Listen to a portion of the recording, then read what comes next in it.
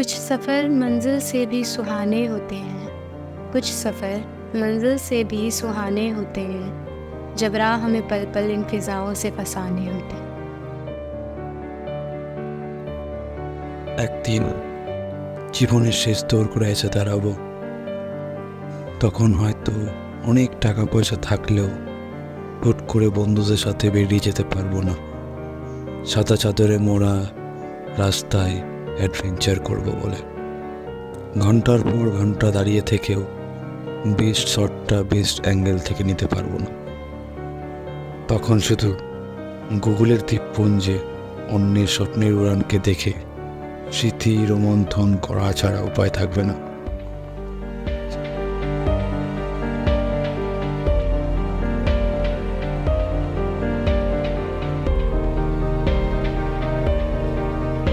আমাদের চ্যানেলে আবার একটা নতুন মোটো ব্লগে আপনাদের স্বাগত। আবার আমরা একসাথে বেরিয়ে পড়লাম কিছু নতুন মুহূর্তের অভিজ্ঞতার ঝুলি পূরণ করার উদ্দেশ্যে। এবার আমাদের গন্তব্য ছিল frozen lake, snowcap mountain, sea of clouds. সব ভোর 5টা নাগাদ আমরা বেরিয়ে পড়লাম ডেস্টিনেশনের জন্য।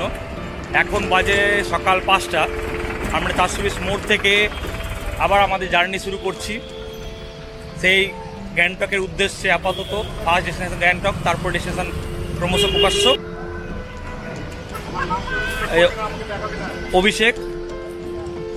অভিষেকের ওয়াইফ সুপর্ণা, কিষান, সব বাধা বাধা চলছে। পার্থদা নতুন আমাদের রাইডার, এই যে সোমনাথ বাচ্চে, রক্তিম নতুন বাসে জয়েন করেছে এবার, পিঙ্কু, বাপি, গোপাল। 420 মোড় থেকে আমরা শুরু করছি আমাদের জার্নি।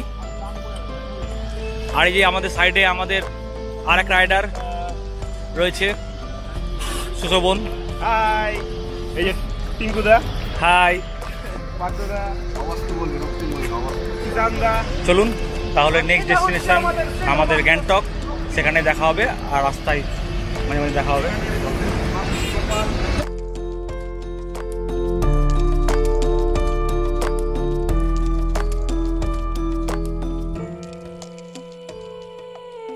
আস্তে আস্তে আমরা মালদাহের কোলাহলপূর্ণ রাস্তাগুলো ছেড়ে সকালের বাতাসের সাথে তাল মিলিয়ে গুনগুন করে খোলা রাস্তায় আমরা এগিয়ে চললাম। 11টা নাগাদ আমরা পৌঁছে গেলাম সেবক। প্রতিবারের ন্যায় টুসুর রেস্টুরেন্টে আমরা আমাদের লাঞ্চ সেরে নিলাম।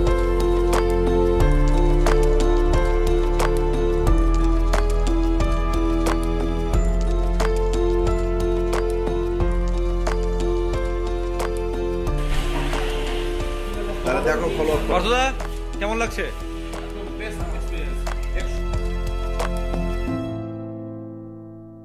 এই রেস্টুরেন্টের খাওয়া দাওয়া বেশ সুস্বাদু। তারপর যখন খবর পেলাম রাস্তায় ল্যান্ডস্লাইড হয়েছে, তখন আর বিলম্ব না করে লাভা হয়ে গ্যাংটকের উদ্দেশ্যে পাহাড় চড়তে শুরু করলাম। পথটা অনেকটাই গোড়া পথ। অজ্ঞতা ওই পথেই আমরা প্রকৃতির শোভা নিতে নিতে সকলে আনন্দ করতে করতে এগোতে থাকলাম।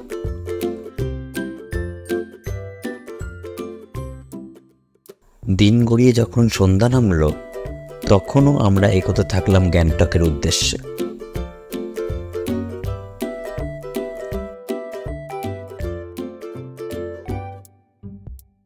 অবশেষে আমরা রাত 10টা নাগাদ গ্যাংটকে পৌঁছালাম।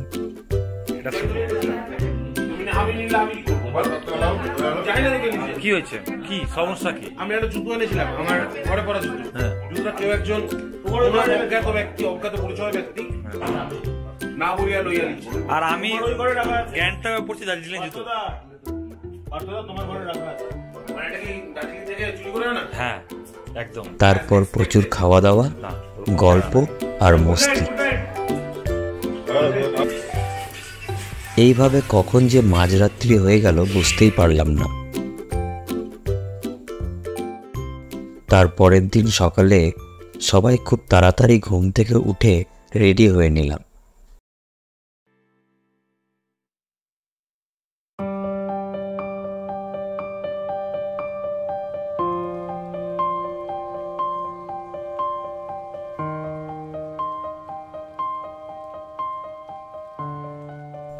আজ আমরা ইস্ট সিকিমের উদ্দেশ্যে রওনা দেব। আমরা যখন গ্যাংটকের হোটেল থেকে বেরোলাম তখন সকাল 9টা।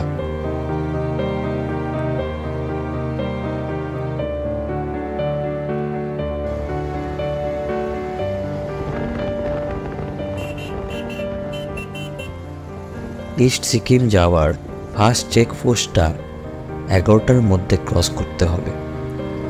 আমাদের পারমিট আগে থেকেই করানো ছিল। প্রতি পিলিয়ন বাইক 1300 টাকা করে নিয়েছিল। আস্তে আস্তে আমরা পাহাড়ের টপের দিকে উঠতে থাকলাম। প্রতিটা বাঘ যেন নতুন নতুন বৈচিত্র্য আমাদের সামনে নিয়ে আসছে, এই দৃশ্য প্রকাশ করার নয়। আমাদের এই যাত্রাপথে প্রথমে পড়বে ছাঙ্গু লেক, তারপর নাথুলা পাস, তারপর বাবা মন্দির, তারপর কুপুর।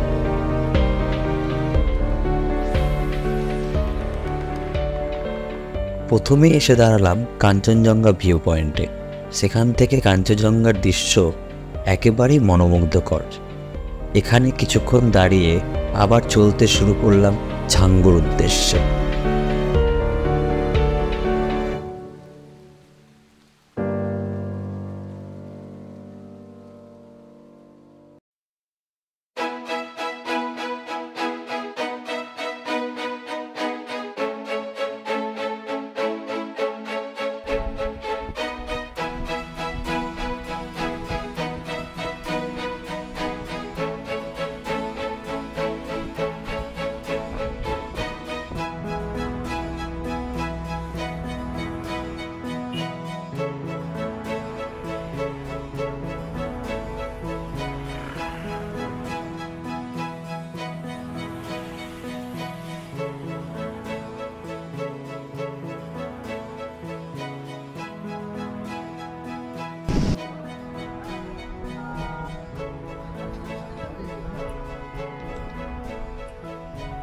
এই সবে আমরা এসে পৌঁছলাম ছাঙ্গু লেকে। ছাঙ্গু লেক, যা তসমো লেক নামেও পরিচিত, একটি হিমবাহ বিস্ময় যা 3780 মিটার উচ্চতায় অবস্থিত। হ্রদের ডিম্বাকৃতির আকৃতি প্রায় 1 কিলোমিটার প্রশস্ত, গড় গভীরতা 50 ফুট, যা পাহাড় থেকে গলে যাওয়া তুষার দ্বারা তৈরি হয়েছে। শীতকালে হ্রদটি একটি হিমায়িত দর্শনে রূপান্তরিত হয়, যা উপরের আকাশের পরিবর্তিত বর্ণগুলিকে প্রতিফলন করে। স্থানীয় সিকিমিরা ছাঙ্গু হ্রদকে উচ্চ সম্মানের চোখে দেখে, বিশ্বাস করে যে এর রং ভবিষ্যতের পূর্বাভাস দেয়। এবার আমরা চললাম নাথুলা পাসের উদ্দেশ্যে।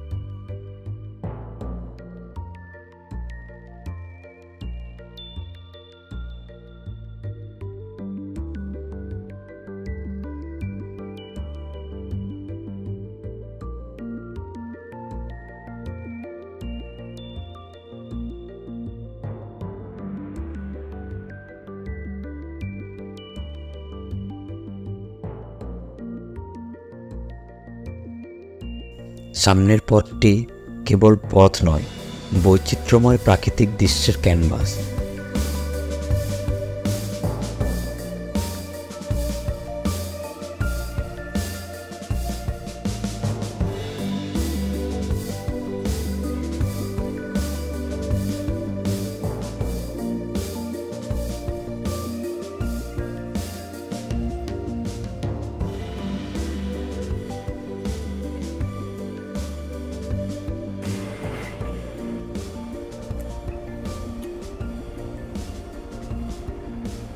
কেমন পিঙ্কু, হাত কেমন লাগছে? ওই জন্য করছি। এটা হাই কর, হাই কর।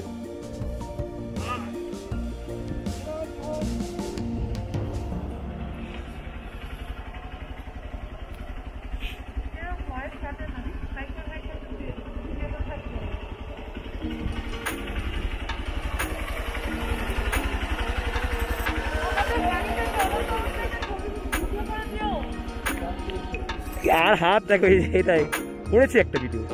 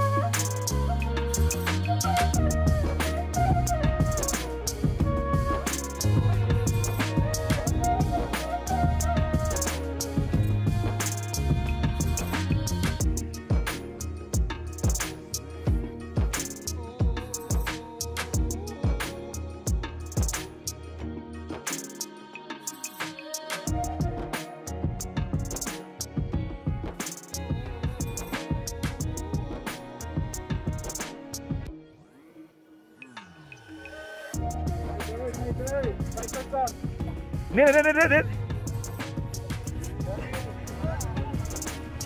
দে, উড়া উড়া উড়া।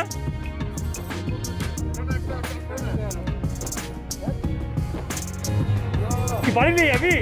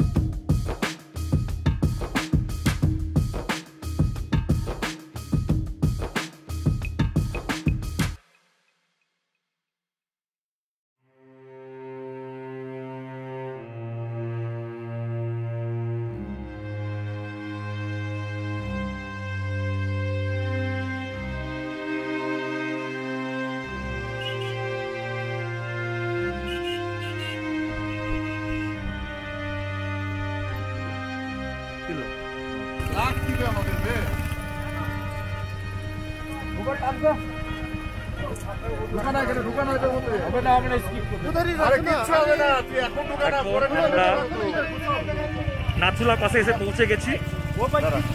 বাইক গুলো আমরা কোথায় পার্ক করেছি দেখুন। ওয়ান সেকেন্ড, অল্প ছুট, অল্প ছুট, অল্প ছুট, অল্প অল্প অল্প। এখানটা ক্যামেরা আছে, অল্প ঘুরা করে।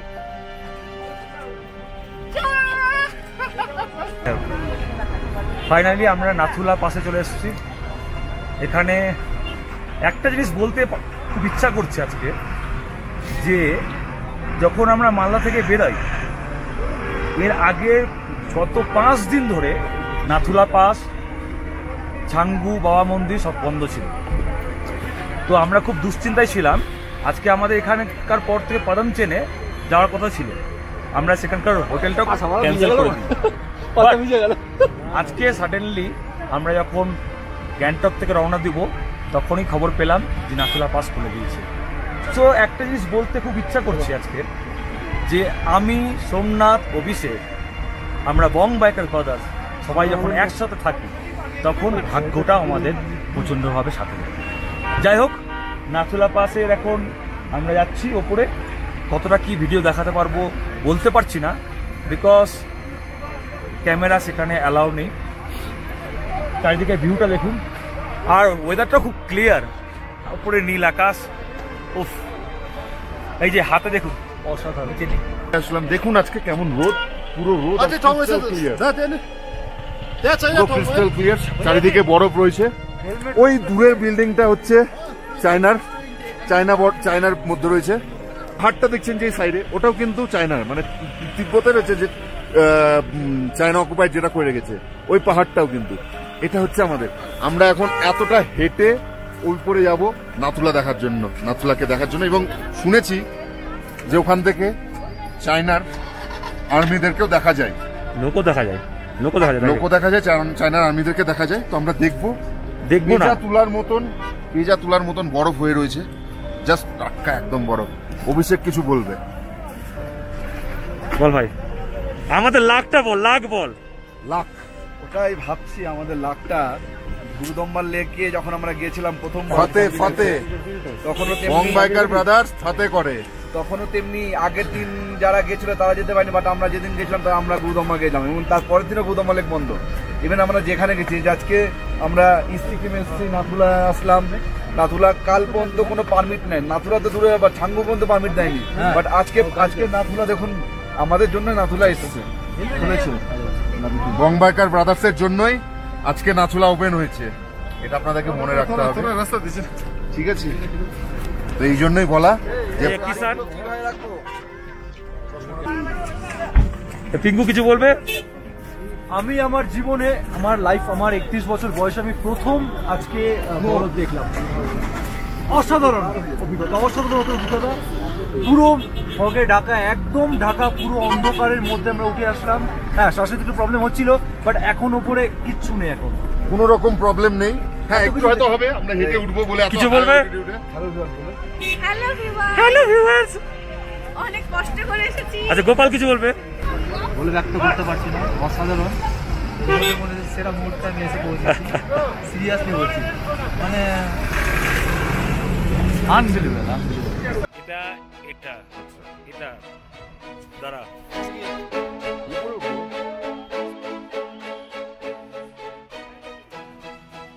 নাথুলা পাস ভারত এবং তিব্বতের মধ্যে একটি ঐতিহাসিক করিডোর, 4310 মিটারে মহিমান্বিতভাবে বসে আছে, যা রুক্ষ ভূখণ্ডের শ্বাসরুদ্ধকর দৃশ্য প্রদান করে। এই গিরিপথটি একসময় প্রাচীন সিল্ক রোডের অংশ ছিল, বাণিজ্য এবং সাংস্কৃতিক বিনিময়ের সুবিধা প্রদান করত। আজ এটি দুটি অঞ্চলের মধ্যে স্থায়ী সম্পর্কের প্রতীক হিসাবে দাঁড়িয়ে রয়েছে। এখানে আমরা অনেকক্ষণ বরফ নিয়ে খেলাধুলা করলাম।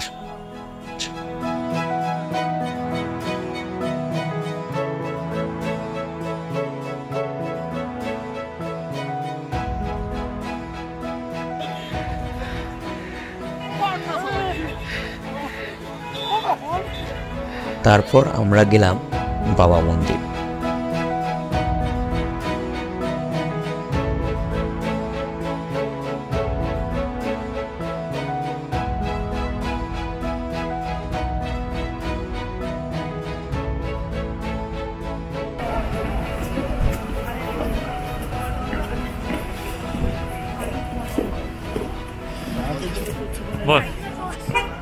বর্তমানে আমরা আছি এখন গ্যাংটকের বাবা মন্দিরে, নতুন যেটা বাবা মন্দির, সেই বাবা মন্দিরে।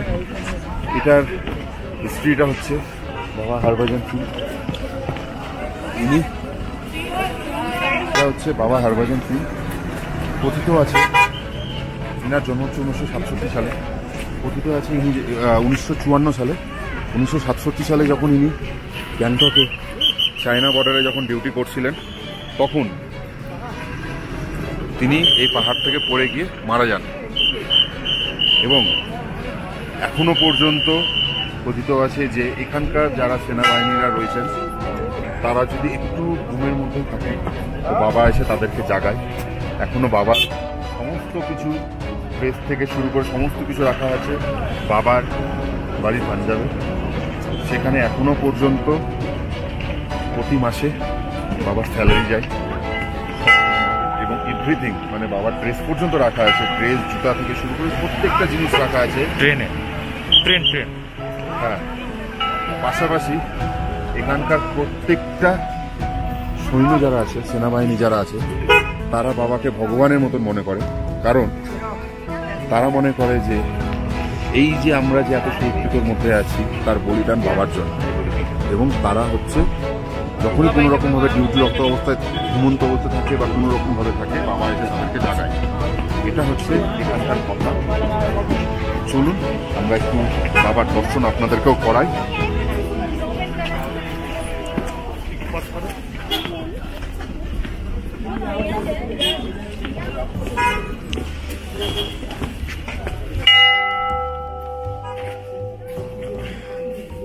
এই হচ্ছে বাবা হরভজন সিং।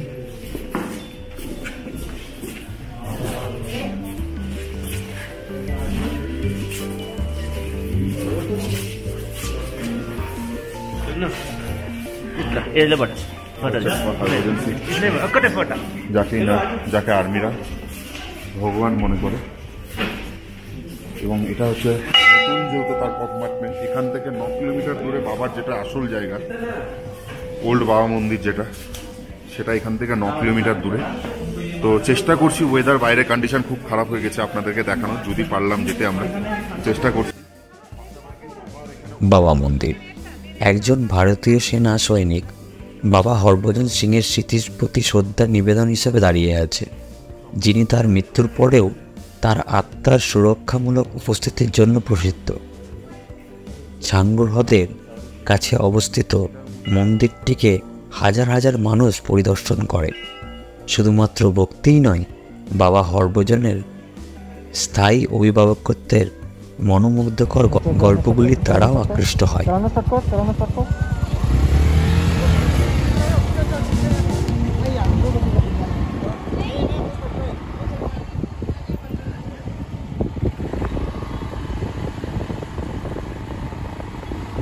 তারপর ক্রমশ ওয়েদার খারাপ হওয়ায় আমরা আস্তে আস্তে নিচে নামতে থাকি। আজকের রাতটা গ্যাংটকেই।